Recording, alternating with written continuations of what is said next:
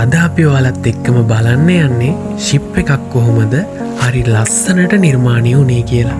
ඉතින් බලන්නකෝ පුංචි පුංචි කොටස් එකතු වෙලා ඒක හරි ලස්සන නිර්මාණයක් විදිහට එළියට එන විදිහ. ඒක ලී වලින් තමයි හදලා තියෙන්නේ. ඉතින් මේක මතක ඇතුව ඔයාගේ යාළුවටත් බලන්න ෂෙයා කරන්න අමතක කරන්න එපා.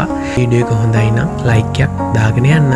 ඉතින් මේ වගේ ලස්සන නිර්මාණයක් කරගන්න ඔයාලත් කැමති නම් 074යි 22යි 75යි 419 කියන නම්බර් එකට WhatsApp message එකක් දාන්න. ඊළඟ වීඩියෝ එකෙන් හම්බෙමු.